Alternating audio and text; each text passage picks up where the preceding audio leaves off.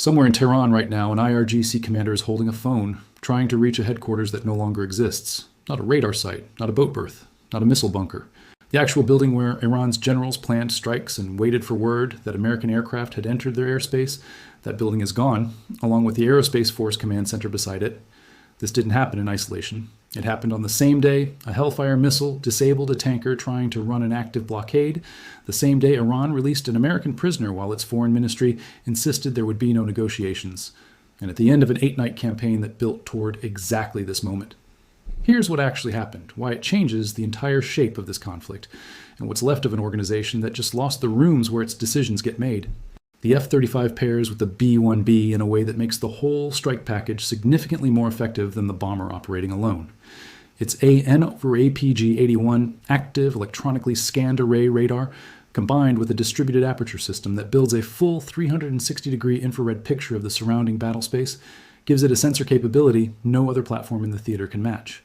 Operating in or near contested Iranian airspace, the F-35 builds and broadcasts a real-time picture of every surviving air defense node, every radar emission, and every potential threat to the strike package, feeding that picture to the B-1B, to Wild Weasel packages, and to the EA-18G Growlers jamming Iranian communications.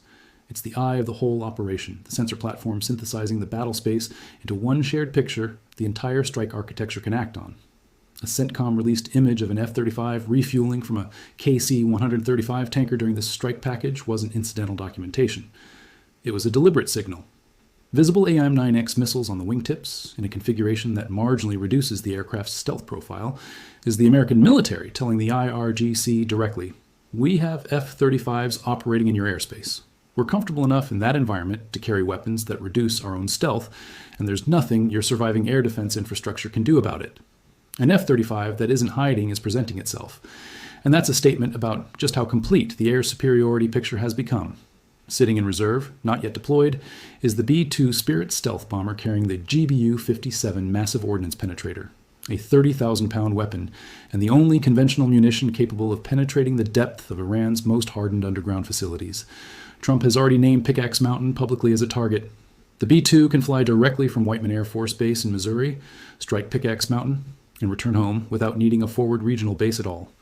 The GBU-57 is the weapon the entire nuclear dimension of this conflict has been building toward. It's still in the bullpen. Whether it enters the game depends entirely on what Iran does with the negotiating window that's currently open. While the military campaign was unfolding, Iraq shut down every single crude oil loading terminal in the country after a drone struck a tanker at the Basra export complex. No group has claimed the strike. Basra handles the bulk of Iraq's roughly 3 million barrel per day export capacity, the third largest in OPEC, and the full suspension has been confirmed by Iraqi oil and security sources. Add that shutdown to the Karg Island blockade being enforced with Hellfires, and to the reduced commercial traffic moving through the Strait of Hormuz under Iran's reimposed blockade, and the picture that emerges is arguably the most significant simultaneous disruption to Middle Eastern oil flows in decades. These aren't abstract market signals. They're physical constraints on global supply with no short-term alternative at this scale. Karg Island accounts for roughly 95% of Iranian crude exports and it's blockaded. Basra accounts for roughly 3 million barrels a day of Iraqi exports and it's suspended. The Strait of Hormuz, the passage that carries roughly a fifth of global daily oil supply, is operating under reduced commercial traffic and active military enforcement. The countries most exposed to Persian Gulf supply, China, Japan, South Korea, India, are now facing a simultaneous disruption across every major regional source at once, and their governments are making calls to both Washington and Tehran in parallel, adding a form of strategic pressure that operates alongside the military campaign itself. The absence of a claim on the Basra drone strike is itself worth noting. State actors carrying out deliberate strategic operations typically want credit. Attribution is part of how a strike deters further action. An anonymous strike on critical oil infrastructure, timed to land the same day Karg is blockaded with live fire and the Strait is under active military enforcement, suggests coordination rather than coincidence. Someone wanted Basra offline on this specific day and chose to keep deniability rather than take credit for achieving that effect. 3 pressure tracks, military, economic, and diplomatic, have been running in parallel throughout this conflict, and the command center strikes have changed the character of all 3 at once. The military track has crossed a threshold it cannot walk back. 8 nights of strikes built methodically toward the authority structure itself rather than the platforms, sensors, or storage that came before it. The weapons that remain dispersed across Iranian territory are now without the coordinated command authority that would turn them from individual instruments into a deliberate strategic response, which doesn't make them safe. It makes them unpredictable in a specific and dangerous way. A Shahab 3 launch ordered by a dispersed commander with no coordination from a destroyed headquarters isn't a calibrated strategic strike. It's an individual decision made without the judgment structure that used to weigh timing, targeting, and scale against the broader picture. The economic track has moved from a significant risk premium to something closer to a crisis premium, with the Iran-specific blockade now compounded by the Basra shutdown and reduced Hormuz traffic all at once. And the diplomatic track has arrived at a contradiction it can no longer sustain.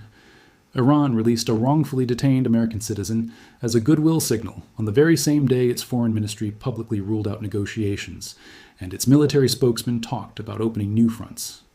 Both statements came from the same government, but they no longer appear to be coming from the same coordinated authority.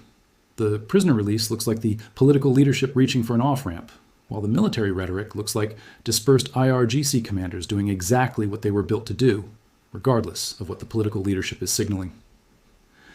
The honest assessment after 8 nights is this: the IRGC has lost its coastal capability, its forward island positions, its air defense network, its sensor infrastructure, its command centers in Tehran, and much of the diplomatic leverage it was trying to maintain through a dual-track strategy that required coordination it no longer has.